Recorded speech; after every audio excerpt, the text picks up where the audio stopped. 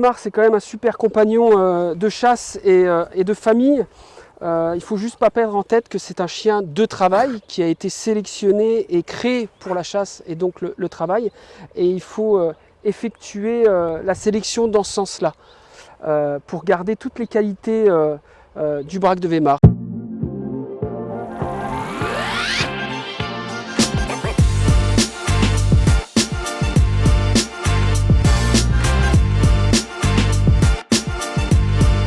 Alors bonjour, je m'appelle donc Guillaume Moreau. Je suis éleveur de braque de Weimar depuis une vingtaine d'années, passionné par cette race et je me suis spécialisé au niveau du braque de Weimar. Je suis également dresseur professionnel de chiens d'arrêt depuis 10 ans et préparateur de chiens de compétition pour autant les field trials que les BICP. Le braque de Weimar, c'est un chien du 7e groupe. Donc un chien d'arrêt, et il vient d'Allemagne. À l'origine, c'est l'Allemagne, c'était au XVIIIe siècle. C'est le duc de Weimar qui a créé cette race. Au départ, c'était un chien courant, et petit à petit, ça a été utilisé pour un chien d'arrêt, même si en Allemagne, bien sûr, ils l'utilisent de façon assez polyvalente. Donc ils vont l'utiliser pour tuer les nuisibles, faire du rapport de renard, être aussi excellent gardien. C'était souvent le braque des gardes-chasse en Allemagne. Le braque de Weimar moderne, on est sur un chien d'arrêt, typiquement un chien d'arrêt, donc un chien d'arrêt pour le petit gibier. Donc là on a un petit chiot âgé de 9 semaines, c'est une femelle. Donc on voit un braque de Weimar qui est bien énergique. Et donc au niveau des caractéristiques de la race, donc c'est vraiment un gris argenté. On peut voir également qu'il y a la ligne de dos qui est un peu plus pigmentée. Voilà, donc un joli chiot avec une belle ligne de dos, bien soutenue, avec des belles angulations, une belle tête bien braque et des oreilles assez grandes. Et donc la couleur des yeux, donc on voit déjà tous les braques naissent avec les yeux bleus. Et ensuite chez le Weimar, ça devient de couleur ambre. Donc au niveau standard, c'est ambre clair à foncé. Et là, on commence déjà à voir que ça devient ambre. Donc elle aura une belle coloration au niveau des yeux. Donc là, c'est deux chiots de la même portée, qui sont âgés de 9 semaines. Et on peut déjà voir la différence de ton du gris. Vous avez un gris argenté clair et un gris plus soutenu, un peu gris foncé. Tom là. Donc là, on peut voir cet homme, il est âgé de 3 ans. C'est notre nouvel étalon à l'élevage qu'on souhaite valoriser et qui est très prometteur tant en travail qu'en morphologie. Donc en morphologie, on peut voir une ligne de dos vraiment bien droite, de belles angulations, et taillé pour courir. C'est un modèle sportif, il n'y a pas de lourdeur chez lui. C'est vraiment le tissu est sec. Donc une tête assez large pour un mâle avec un museau bien brachoïde. Et on peut voir également qu'au niveau de la tête, le pelage est plus clair. Ce qui est normal chez le braque de Weimar, la couleur de la tête doit être plus claire que le reste du corps. Et puis la fameuse raie d'anguille, c'est-à-dire que le pelage est beaucoup plus soutenu et plus foncé au niveau de la ligne de dos. Tom, il a un regard doux, comme doit être le braque de Weimar. Donc la couleur aussi ambre des yeux. Donc c'est un jaune plus ou moins clair. Ici la poitrine, une poitrine large et bien développée, mais pas dans l'excès, qui tombe au niveau des coudes. Et des oreilles assez larges qui arrivent jusqu'à la commissure des lèvres. Donc au niveau caractère, le braque de Weimar, c'est un chien très gentil, très affectueux, qui s'entend très bien avec la famille, avec les enfants. La sélection qui s'effectue depuis de nombreuses générations à notre élevage permet d'avoir des chiens, même des mâles, qui peuvent vivre avec d'autres mâles, d'autres congénères. On a des caractères vraiment très souples. Après, c'est un chien qui a besoin d'énergie, qui se dépense beaucoup. Et il faut quand même garder une certaine éducation. On dit souvent avoir une main de fer dans un gant de velours. Mais il ne faut pas oublier la main de fer. Il faut l'éduquer très tôt. Quand ils sont jeunes, ce sont des éponges, donc ils apprennent très facilement. Et lui inculquer des règles. Et s'il a ces règles, après, il sera bien dans sa tête. et il écoutera parfaitement aux ordres, même si ça peut être assez têtu et il faut répéter les ordres assez régulièrement. Donc le braque de Weimar, hein, donc ça doit rester, avoir un caractère, vous voyez, joyeux. Il y a du contact, ça vient tout de suite nous voir. C'est tout le temps content. Hein, et donc, c'est ce que je dis à mes clients, hein, lorsque votre chien reste dans le panier, qui ne bouge pas, vous pouvez aller chez le véto. C'est qu'il y a un problème. Généralement, ma production, je vends 50% compagnie et 50% pour la chasse. Et quand ils partent en compagnie, il faut que ce soit une famille sportive, pour de la randonnée, ça peut être pour l'équitation. Voilà. Mais tant qu'on a des chiens équilibrés, il faut savoir que les chiens équilibrés s'adaptent. Et le braque de Weimar s'adapte très bien à une vie de famille traditionnelle, c'est même son confort. Si on s'en occupe, il n'y a pas de problème.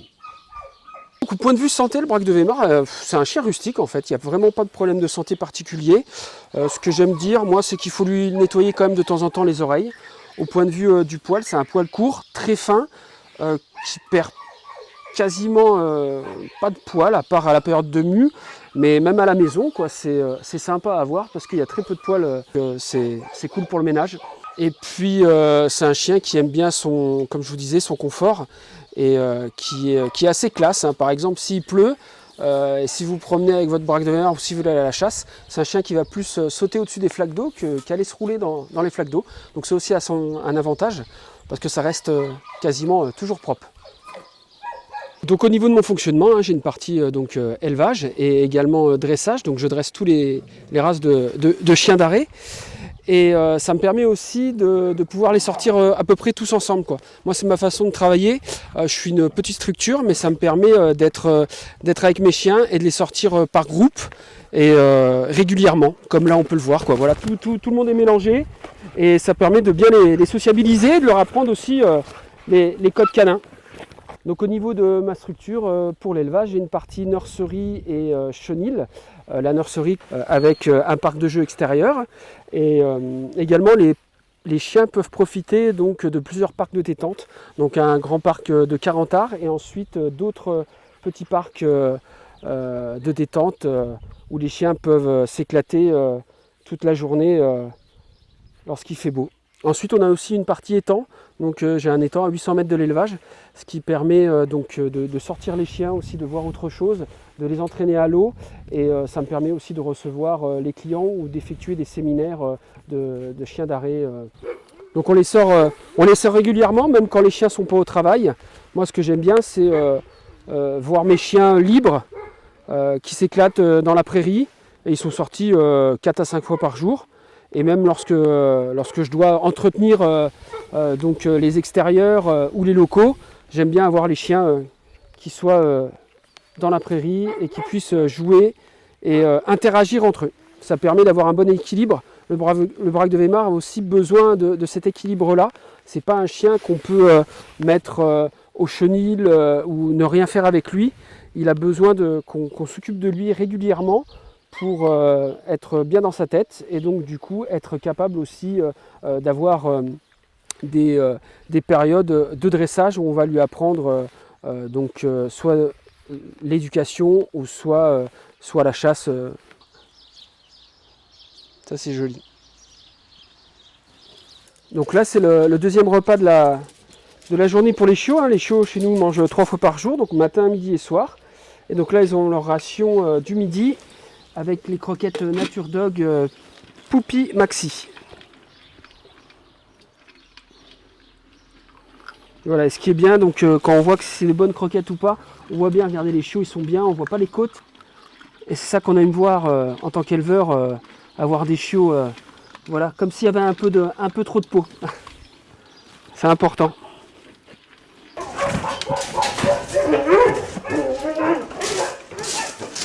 Donc ça, là c'est l'heure du nourrissage.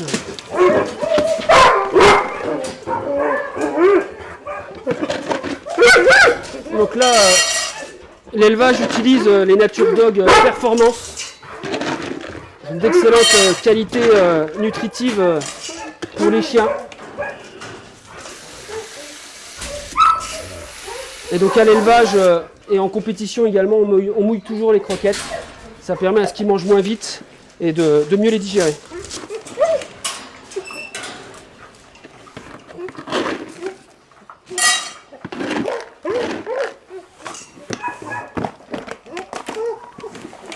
Voilà, et pour certains chiens, on utilise également les taïgas en période de compétition ou en période où les chiens doivent également faire des expositions canines. Ça leur permet d'avoir un peu plus de volume et d'être moins secs. Donc là, on est sur le terrain et je vais vous montrer des braques de Weimar en action de chasse. On va commencer par Tom. Donc l'idée, c'est de vous présenter un braque de Weimar en action de chasse. On va pouvoir voir sa quête, son galop, son port de tête, sa prise d'émanation et l'arrêt. Comme Tom est un chien qui a été dressé pour la compétition, on verra également une sagesse à l'envol et une sagesse au feu. Il ne doit pas poursuivre le gibier.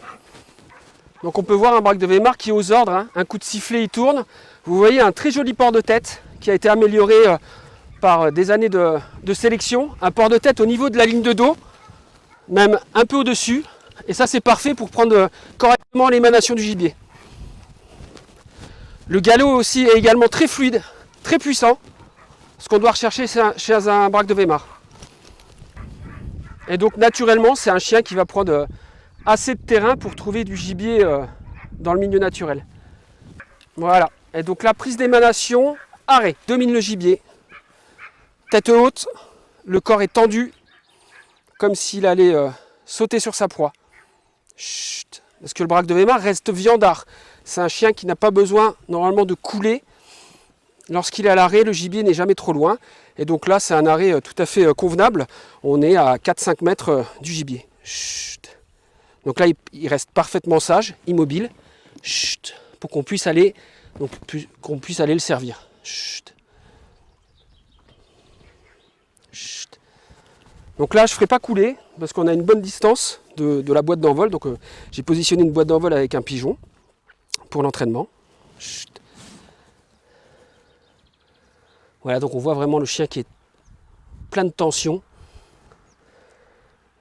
Et vraiment qui ne bouge pas.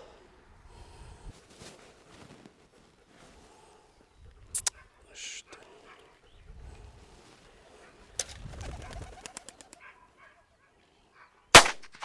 Et voilà, chut. On voit un chien donc parfaitement immobile, sage à l'envol et sage au feu. Chut. Donc c'est un chien, je le répète, dressé pour la compétition. Chut. Assis. Chut. Assis. C'est bien. Voilà. Et donc là, on va pouvoir le raccrocher, bien sûr, le féliciter. C'est bien grand. Bravo.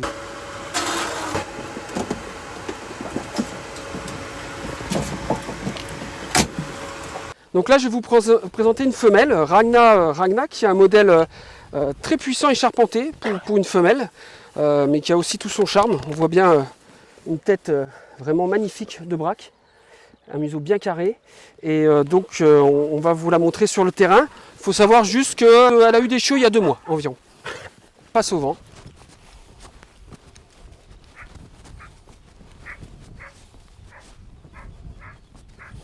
Et vous voyez que la chienne garde du contact, hein. C'est aussi une caractéristique de la race, c'est garder du contact avec le chasseur ou son conducteur. Donc ça, c'est vraiment agréable pour la chasse, parce qu'on perd rarement son braque de Weimar à la chasse, quoi, hein.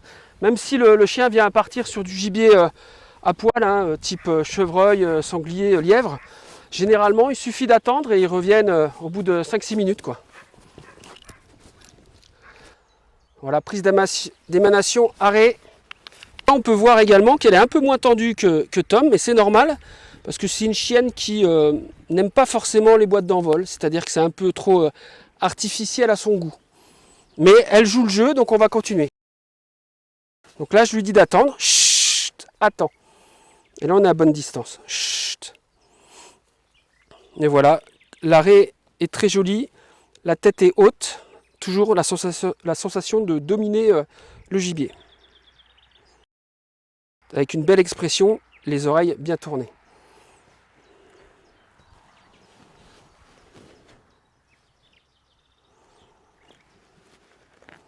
Chut. Chut. Pas à bouger. Pas à bouger.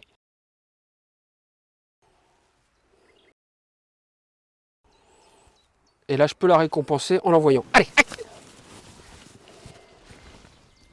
Et le braque de Weimar donc, adore rapporter. C'est pour ça que là, pour la récompenser, je l'ai envoyé au rapport. Donc là, je vais vous montrer également que le braque de Weimar adore l'eau.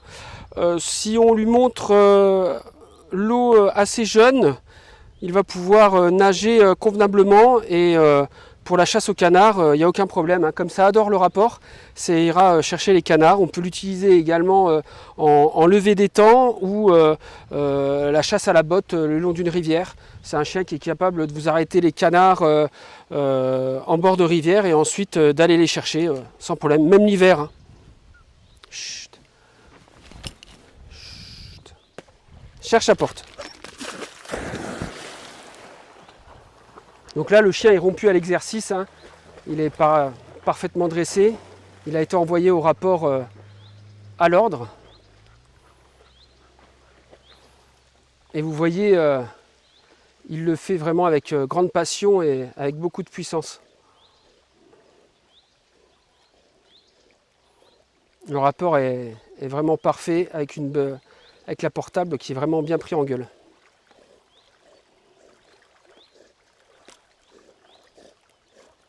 Et là, je vais lui demander de m'apporter ça dans la main. Porte, donne, voilà, c'est bien. Donc là, je vais lui demander de me l'apporter dans la main et de ne pas le poser avant à terre. C'est surtout pour les concours. Premier conseil donc pour les futurs propriétaires, c'est vraiment d'écouter et de demander vraiment des conseils aux éleveurs qui élèvent la race depuis de nombreuses années. Et au lieu de se renseigner sur les réseaux sociaux. Et le deuxième petit conseil pour les chasseurs, ceux qui souhaitent amener leur chien à la chasse, c'est de prendre leur temps. Le braque de Weimar peut montrer un manque de maturité, mais il faut savoir lui laisser du temps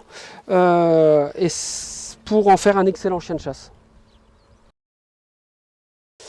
Donc vous pouvez retrouver mon élevage. Donc je suis dans la région Grand Est, basé en Meurthe-et-Moselle, à Jarny exactement, en pleine campagne de bocage et plaine céréalière. Vous pouvez retrouver également notre élevage sur les réseaux sociaux, sur une page Facebook, Les Grandes Maurières, et également sur le site internet www.lesgrandesmaurières.fr.